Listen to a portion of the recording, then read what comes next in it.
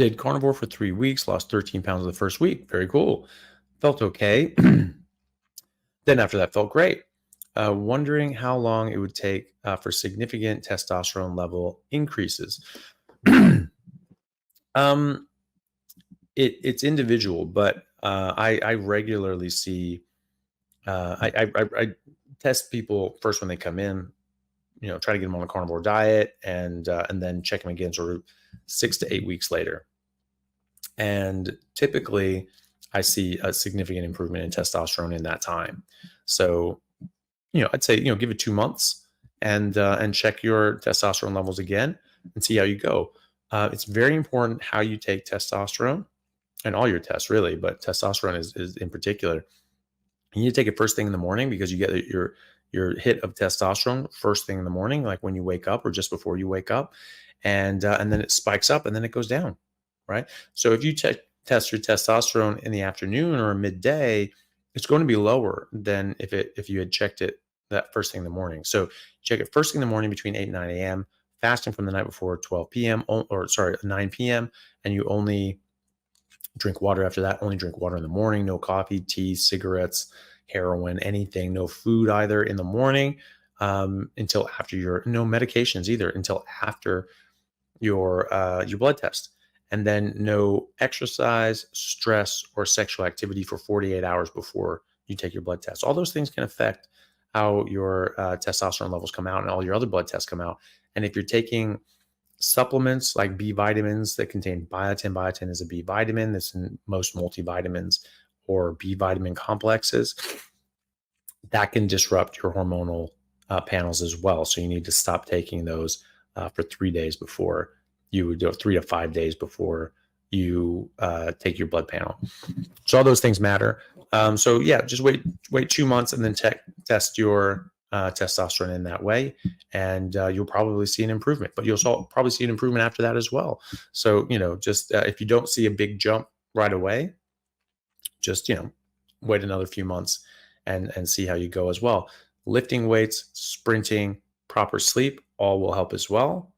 And chronic cardio and just long prolonged cardio can actually dampen your testosterone levels as well. So just keep that in mind as well.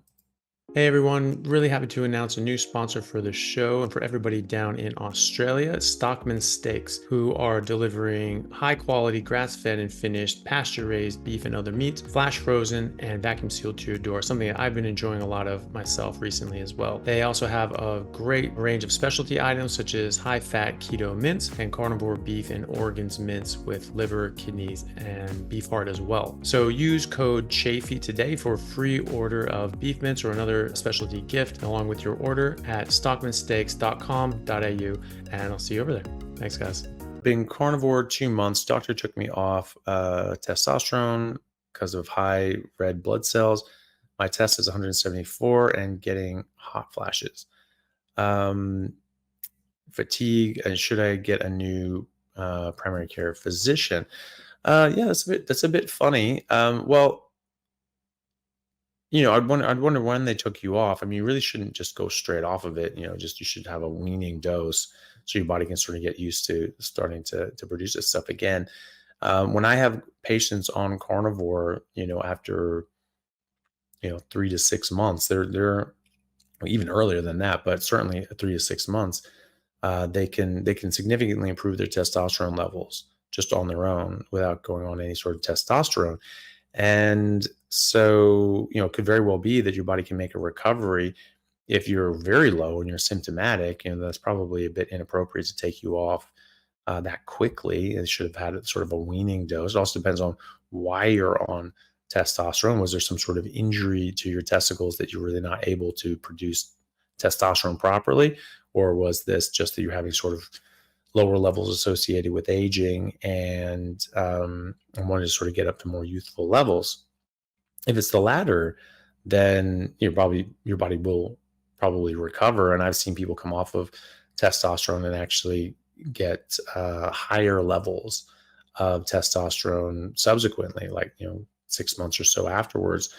They come back in, their testosterone levels are higher than they were on the testosterone, which is pretty amazing. But if you've had an actual injury and hurt yourself, then, and your testicles aren't really capable of meeting that demand, then they may not be able to come back online.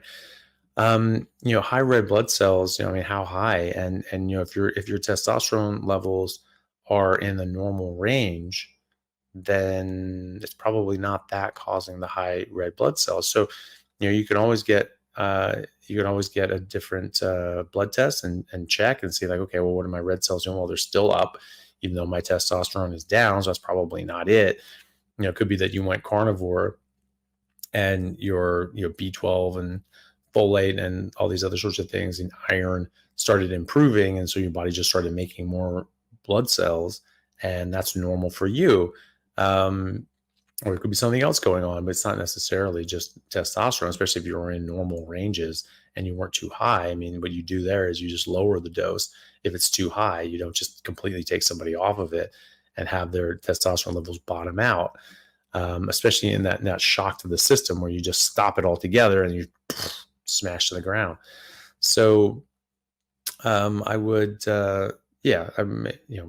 maybe get a second opinion, or maybe go back to them and just say, hey, I feel like garbage, and this isn't really helping, and my testosterone level is way too low now. What can we do? It's fair enough to go back to the same person and just say, hey, there's a problem. If your doctor does something and says, hey, this is what I think we're going to try, and you don't go back to them and say, hey, there's a problem, then they assume there is no problem, because they assume they're going to hear from you, because it's just like, hey, we're going to do this and let's see how it goes. And you didn't come back and say, hey, there's a problem, so they don't think there's a problem. They're not going to follow up with you. They're not going to chase up and say, hey, what happened? How do you feel? They should, but that's usually what return appointments are. It's like, okay, let's do this and I'll see you again in a month and see how you're doing. That's usually a good way to do it. But, you need to go back and tell them that there's a problem. And, and then just say, hey, look, it's maybe go on a more graduated reduction, because like this has gone sort of too far the other way. I think in time, unless you've had an actual injury that will stop you from being able to make testosterone properly, you will probably start making normal amounts of testosterone again. And that's what most people do. But it could be that your body's not able to do that, in which case you might need to take something long term. And so, I think that's maybe a bit overkill, taking off completely just because that, red blood cells went up a bit, especially if your testosterone levels were normal, right? If you're too high, sure, bring it down. But, testosterone level of 174 is not normal. That's quite low, actually. So, I would go back and talk to them. And if they're not really very approachable and not really wanting to hear it, then, get a second opinion. It's, definitely your right to do that. It's your body, it's your life, it's your health. And if someone's not really helping you, then you're allowed to go to someone else and ask their opinion as well. That's fair. If you get energy in your body and you say, oh, but it can't be destroyed, so it has to be, if it's not used, then it's going to go into your fat. No, people pee it out. That's where diabetes mellitus comes from. Diabetes, a lot of pee, mellitus, sweet. So sweet tasting urine, because you're peeing out glucose. So that's energy. That's energy that you're not storing. You're peeing it out, and your ketones go way up. You go diabetic ketoacidosis, ketones way up, glucose way up, and you're peeing them both out, right? So look at that.